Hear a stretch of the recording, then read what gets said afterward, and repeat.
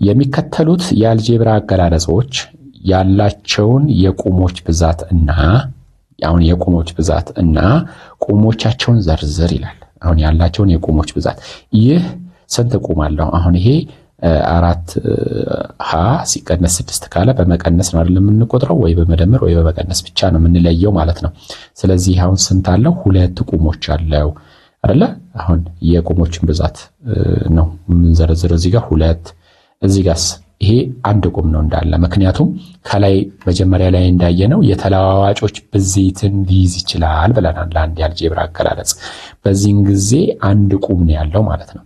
ይሄኛውስ በመደመር ስለሆነ በመደመርና በመቀነስ ስለሆነ እዚህ ጋር እንቆጥራለን 1 2 3 ብለን 3 ቁሞች አሉት ብለን እንደዚህ እናስቀምጣለን። ይሄኛው 2 ቁሞች ምክንያቱም መናነ 2 ተለዋዋጮች ናቸው። ከዛ በ7 ሲባዙ ምን ይሆናል? ይሄ ማለት 7 ሲባዛ መ ሲባዛ ነ ነው። ስለዚህ እነኚህ 3ቱ ተባዝተው 1 ቁም ነው የሚፈጥሩት ማለት ነው። እና ይሄ 1 ቁም ነው፣ ይሄ ሌላ ሁለተኛ ቁም ነው። ስለዚህ ይሄ 2 ቁሞች አሉት እንላለን። ይሄኛውስ መጀመሪያ ማረጋገጥ ያለብን አለመመሳሰላቸውን ነው። ጠ ለምሳሌ ሌላ ጠ ቁም የለም አይደለ? ይሄ የለም፣ ሌላም የለም፣ ሌላ ዘ የለም፣ ሌላ መ የለም። ስለዚህ ይሄ አይሰበሰብም፣ መሰብሰብ አይችልም። ቅድም እዚህ ጋር እንዳሳየኋችሁ መሰብሰብ አይችልም። መሰብሰብ ስለማይችል ይሄንን እንቆጥራለን 1 2 3 4 ብለን እንደዚህ እንቆጥራለን። ይሄ ደግሞ 1 ነው የሚሆነው ማለት ነው። እስቲ ደግማችሁ እናንተ ደግሞ እዩት የመጽሐፉን ምሳሌ አሰራሩንም በደንብ እዩ። እዚህ ላይ ምን ይላል? የአልጄብራ አገላለጽ ይላል። ይሄኛው ስንት የቁሞች ብዛት ስንት አለ? 2 ነው ያለ ይላል። እነሱም እነማን ናቸው? እነኚህ 2ቱ ናቸው ይላል አይደለ? እዚህ ጋር አሁን 6 ምንድነች? ኔጌቲቭ ነች። እዚህ ጋር ኔጌቲቭ 6 አደረጋት። እዚህ ጋር ደግሞ ስንት 3። ስለዚህ ስንት የቁሙ ብዛት ስንት ነው? 1 ነው የሚሆነው። ከዚህ በፊት እንዳየነው የተለዋዋጮች ብዜት የአልጄብራ አገላለጽን ለመስራት ስለሚጠቅመን ይሄኛው 1 ቁም ነው የሚሆነው። ይሄው 1 ቁም እሱም ራሱ ይሄ ነው የሚሆነው። እዚህ ጋር 3 ነው ያሉት ብለናል። ይሄ ማን ነው? 3 ነው ያሉት። አሁን ይሄኛው 3 ነው ያሉት። እነሱም እዚህ ጋር 2 እዚህ ጋር ሲደመር 5 ስለሆነ ፖዚቲቭ 5 እንላለን። እዚህ ጋር ደግሞ ኔጌቲቭ 5 ኔጌቲቭ 4 ጨ ስለሆነ ኔጌቲቭ 4 ጨ እንላለን ማለት ነው። እዚህ ጋር ደግሞ 7 መነ እና ኔጌቲቭ 81 ያው 7 መነ እና ኔጌቲቭ 81 እነኚህ ደግሞ ጠ ብቻ ነው ፖዚቲቭ ቁጥር የሚሆነው። እናንተ አሁን የአምስተኛ ክፍል ተማሪዎች ናችሁ። ስለ አሉታና አዎንታዊ ቁጥሮች በደንብ ያልተረዳችሁ ከሆነ ብዙም አትጨናነቁ። እቺ ምልክት ታያላችሁ። አሁን እቺኛዋ ኔጌቲቭ ከሆነች ኔጌቲቭ ትላላችሁ። ይሄንን እንደዚህ ከነነፍሱ ነው የምትወስዱት። እዚህ ጋር ግን ለምሳሌ ይሄንን አያችሁ ፖዚቲቭ 5 አይባልም። እቺ ፖዚቲቭ እንዲሁ ትታወቃለች ስለሚታወቅ ገብቷችኋል አይደል? አሁን 2 እዚህ ጋር እኮ ሲደመር አላት ምልክት ግን አይጻፍም። ይሄ አዎንታዊ ቁጥር ስለሆነ አይጻፍም። በቃ 2 ነው የሚባለው። ይሄም አዎንታዊ ቁጥር ስለሆነ 2 ነው የሚባለው። ይሄ ግን አሉታ ነው። አያችሁ አሉታ ስለሆነ ይጻፋል ማለት ነውና ምናልባት ትምህርት ቤት ኤክስ እንዳትሆኑ ነው ስትሰሩ እንደዚህ ስትጽፉ። አሁን ይሄ እዚህ ጋር ፖዚቲቭ እንዳለ ስለሚታወቅ በቃ ፖዚቲቭ ተባለ። ይሄኛው ግን ሲቀነስ ስለሆነ ሲቀነስ በቃ ዝም ብላችሁ እንደዚህ መጻፍ ነው እኮ ጠ ኔጌቲቭ ኔጌቲቭ ዘ ኔጌቲቭ መ እያላችሁ እንደዚህ መደርደር ነው። የሚከብድ ነገር የለም። እቺን ከረሳችሁ መምህሩ ኤክስ ሊያደርጋችሁ ይችላል ማለት ነው። እሺ ስለዚህ ይሄንን ነገር እንዳትረሱ። 1 ደግሞ የቁሙ ብዛት ራሱ 1 ነው። እሱ ራሱ ቁሙ 1 ነው የሚሆነው ማለት ነው። ምሳሌ 6 ይላል። ምሳሌ 6 በቁም 10 ጠ ውስጥ 10 መጠን ቁጥር ሲሆን ጠ ደግሞ የቁሙ ተለዋዋጭ ነው። እንግዲህ በደንብ አይተናል አይደለ? በደንብ ነው ያየነው። ይሄንን ነገር በደንብ ከላይ አይተናል። ያለፏችሁ ሌሰኖች ወይም ደግሞ መማሪያዎች ካሉ እነሱም በደንብ እዩ። አሁን እዚህ ጋር ምንድነው ያለው? 10 ጠ ከሆነ 10 ምን ማለት ነው? መጠን ነው የሚባለው አይደል? ኮኤፊሺየንት። ስለዚህ እቺ ጠ ደግሞ 10 ጠ ነው ያለው ማለት ተሰብስቦ ነው ጠ እያለ 10 ነው ያለው። ከዛ ይሄን 10 ሲባዛ በጠ ሲባል 10 ጠ ሆነ።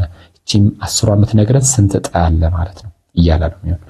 ተለዋዋጩ ገብታችኋል አይደል? ስለዚህ 10 መጠኑ ነው የሚነግረን፣ የጠን ብዛት ነው የሚነግረን።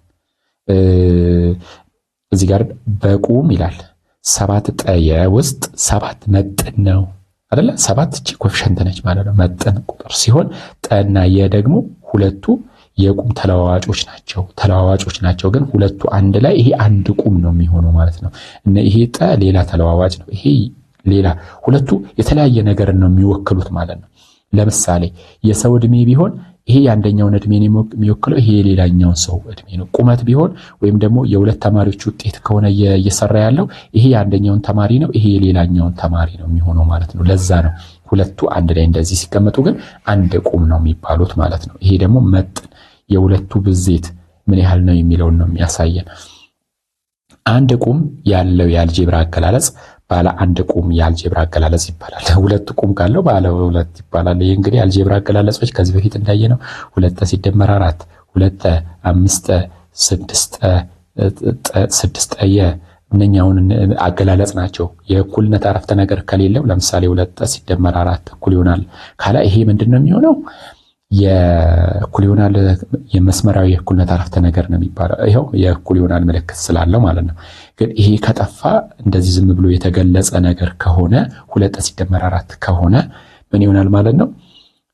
አገላለጽ ነው፣ ተገለጸ እንጂ የተገለጸ ነገር ነው እንጂ እኩል ይሆናል የተባለ ነገር የለም። ስለዚህ የእኩልነት አረፍተ ነገርና አገላለጽን በደንብ ለይታችሁ ወቁ። ቀጥሎ ደግሞ እዚህ ጋር ምሳሌ 7 የአልጄብራ አገላለጾች እነማን ናቸው? ለምሳሌ 2 የእነኚህ ምሳሌዎች ባለ አንድ ቁም የአልጄብራ አገላለጾች ናቸው ይላል። በቃ ሌላ መደመርና መቀነስ ስለሌለው ራሳቸው ብቻው ነው የተገለጸው። ስለዚህ ምን ሆነ ማለት ነው? ባለ አንድ ቁሞች ናቸው የአልጄብራ አገላለጽ፣ ባለ አንድ ቁም የአልጄብራ አገላለጽ ይባላሉ ማለት ነው። ያው አሁን 2 ከተባለ 2 ምን ሆነ? በቃ ምንም ባለ አንድ ነው።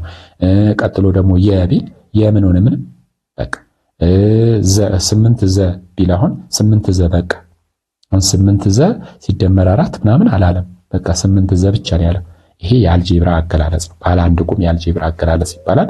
ቁሙ በበዛ ቁጥር ባለው ቁም ልክ ይገለጻል። ከላይ በሰንጠረዡ እንዳያችሁት ማለት ነው።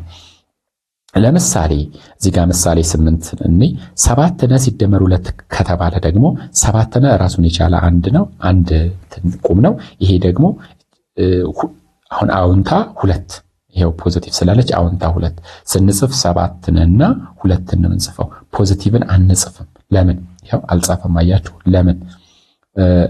በውስጥ አዋቂነት ይታወቃል። አሁን ለምሳሌ 2 ብንል 2 አንደኛ እኮ ነው የሚባለው፣ 3 አንደኛ ነው። እቺን ግን በውስጥ አዋቂነት እናውቃለን። ገብቷችኋል? ለምን? አንድ የሁሉም የጋራ አካፋይ ስለሆነ 100 ብንጽፍ አሁን 100 ሲጻፍ እንደዚህ ሊጻፍ ይችላል።